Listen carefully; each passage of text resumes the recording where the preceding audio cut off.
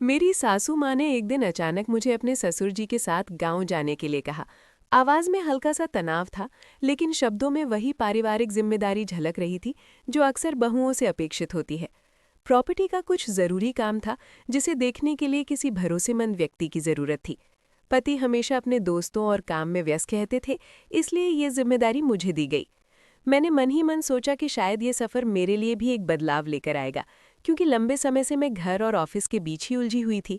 हमारी एक बेटी है जो टेस्ट ट्यूब प्रक्रिया से पैदा हुई है, और ये बात सिर्फ मुझे और ससुर जी को ही पता है। इस राज ने कहीं ना कहीं हमारे बीच एक अलग सा विश्वास भी बना दिया था। गांव का घर पहाड़ पर स्थित है, जहां तक गाड़ी आराम से पहुंच सकती है। रास्ते भर ठंडी हवा चल रही थी और मन में एक अजीब सा मिश्रण था, जिम्मेदारी का भी और हल्की सी आज़ादी का भी। मुझे लगा कि ये सफ़र शायद मेरी ज़िंदगी को एक नया मोड़ देने वाला है। जब हम गांव पहुंचे तो शाम हो चुकी थी। पहाड़ की ढलान पर बना एक मंजिला घर दूर से ही सुंदर लग रहा था। आसपास हरियाली थी, ठंडी हवा थी और वातावरण में एक अलग ही सुकून था। हमारे कुछ रिश्तेदार भी पास में रहते थे, इसलिए उन्होंने उसी रात हमें खाने पर बुला लिया। बड़ी सासू माँ भी आई और घर की राजनीति पर चर्चा होने लगी। गांव का माहौल शहर से बिल्कुल अलग था, सादगी भरा लेकिन रिश्तों की गहराई लिए हुए। घर में नौकर राजेश पहले से ही सफाई और व्यवस्था देख रहा था। ससुर जी ने अगले दिन के काम की रूपरेखा बनाई और मुझे बताया कि प्रॉपर्टी के कागजात देखने होंगे। मैं चुपचाप सब सुनती रही। मुझे लगा कि ये मौका है जब मैं खुद को साबित कर सकती हूँ। परिवार में अक्सर मुझे सिर्फ जिम्मेदार बहू के रूप में देखा जाता था, लेकिन इस बार मैं खुद अपने फैसले लेना चाहती थी। उस रात मैं छत पर खड़ी होकर दूर पहाड़ों को देखती रही और सोचती रही कि जिंदगी कितनी बदलती रहती है, कभी शहर की भागदौड़ तो कभी गांव की शांति। सोमवार का दिन सामान्य ढंग से शुरू हुआ। सुबह ठंडी हवा के साथ चाय पीते हुए मैंने सोचा कि शायद यहाँ का जीवन मुझे थोड़ा सुकून देगा।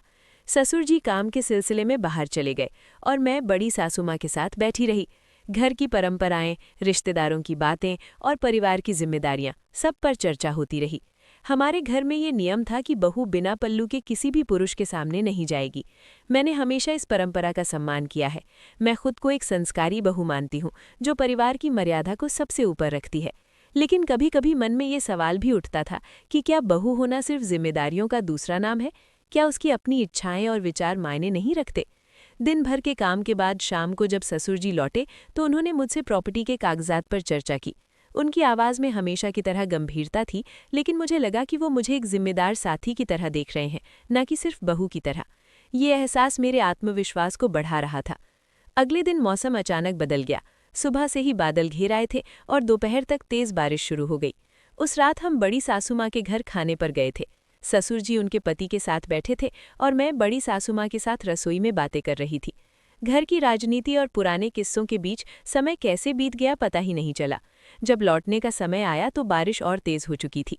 बड़ी सासू माँ ने मुझे एक छोटी सी छतरी थमा दी, लेकिन तेज हवा के सामने वो बेअसर थी। घर पहुँचते पहुँचते मैं पूरी तरह भीग चुकी थी। साड़ी शरीर से चिपक गई थी और बाल खुले होने के कारण कंधों पर लहरा रहे थे। ठंडी हवा के कारण हल्की सी सिहरन हो रही थी। जैसे ही मैंने दरवाज़ा खोला, अंदर मोमबत्ती की हल्की रोशनी और बाहर की तेज़ बारिश की आवाज़ ने माहौल को और भी गहरा बना दिया। मैंने साड़ी का पल्लू संभालते हुए कहा, बाबूजी, खिड़कियां और दरवाजे बंद कर दीजिए, नहीं तो पानी अंदर आ जाएगा। ससुर जी ने खिड़कियां बंद की, लेकिन उनकी नज़रें कुछ पल के लिए मुझ पर ठहर गईं। शायद वे सिर्फ ये देख रहे थे कि मैं पूरी तरह भीग चुकी हूँ, लेकिन उस क्षण मुझे हल्का सा संकोच हुआ। मैंने नज़रें झुका ली और कहा, बाबूजी, मोमबत्ती लेकर ऊपर चलिए ताकि मैं कपड़े बदल सकूं। हम दोनों ऊपर के कमरे में गए। मैं बाथरूम में दाखिल हुई तो देखा कि कई नल खुले हुए थे और पानी बह रहा था। मैंने आवाज़ लगाई, बाबूजी, यहाँ इतने सारे नल क्यों खुले हैं? आप देखिए और पानी बंद कर दीजिए। वे अंदर आए और नल बंद करने लगे। तभी फर्श पर पानी के कारण मेरा पैर फिसल गया। मैं गिरते गिरते बची, लेकिन उन्होंने तुरंत मुझे सहारा दे दिया। वो एक सामान्य मानवीय प्रतिक्रिया थी, लेकिन उस पल की नज़दीकी ने मुझे भीतर तक हिला दिया। मैंने तुरंत खुद को संभाला और कहा, मैं ठीक हूँ। उनके चेहरे पर चिंता थी, लेकिन मर्यादा भी साफ झलक रही थी। उस रात मैं देर तक सो नहीं पाई। बारिश की आवाज़ लगातार आ रही थी और मन में विचारों का तूफान चल रहा था। क्या वो क्षण सिर्फ एक साधारण घटना थी, या मेरे मन ने उसे ज़रूरत से ज़्यादा महत्व दे दिया? ससुर जी ने हमेशा मेरा सम्मान किया है, खासकर उस समय जब मेरी बेटी टेस्ट ट्यूब प्रक्रिया से पैदा हुई थी और मैं मानसिक रूप से बहुत कमज़ोर थी। उस कठिन समय में उन्होंने मुझे सहारा दिया था और कहा था कि ये बात हमारे बीच ही रहेगी। उनके प्रति मेरे मन में हमेशा आदर रहा है, लेकिन उस रात की घटना ने मुझे असमंजस में डाल दिया। शायद अकेलापन और बारिश का माहौल मन को ज्यादा संवेदनशील बना देता है। मैंने खुद से कहा कि मुझे अपने विचारों पर नियंत्रण रखना होगा और रिश्तों की मर्यादा को समझना होगा। अगले दिन सुबह सब सामान्य था। ससुर जी ऐसे व्यवहार कर रहे थे जैसे कुछ हुआ ही ना हो। उन्होंने चाय के साथ प्रॉपर्टी के कागजात पर चर्चा की और मुझसे सुझाव मांगे। मुझे एहसास हुआ कि वो मुझे एक जिम्मेदार सदस्य की तरह देख रहे हैं। मैंने भी अपने मन के संकोच को किनारे रखकर काम पर ध्यान दिया।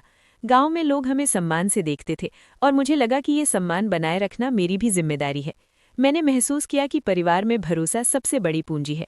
अगर मैं अपने ही मन के भ्रम में उलझ जाऊं तो ये भरोसा कमजोर पड़ सकता है। उस दिन मैंने तय किया कि मैं खुद को मजबूत रखूंगी और हर परिस्थिति को संतुलित दृष्टिकोण से देखूंगी। शाम को मैंने हिम्मत करके ससुर जी से कहा, बाबूजी, उस रात मैं थोड़ा असहज महसूस कर रही थी। उन्होंने तुरंत गंभीर होकर जवाब दिया, बहू, अगर तुम्हें कभी भी मेरे व्यवहार से असुविधा हुई हो तो मुझे माफ कर देना। मैं तुम्हें अपनी बेटी की तरह मानता हूँ। उनके शब्दों में सच्चाई थी। उस क्षण मुझे एहसास हुआ कि कई बार हमारा मन परिस्थितियों को गलत अर्थ दे देता है।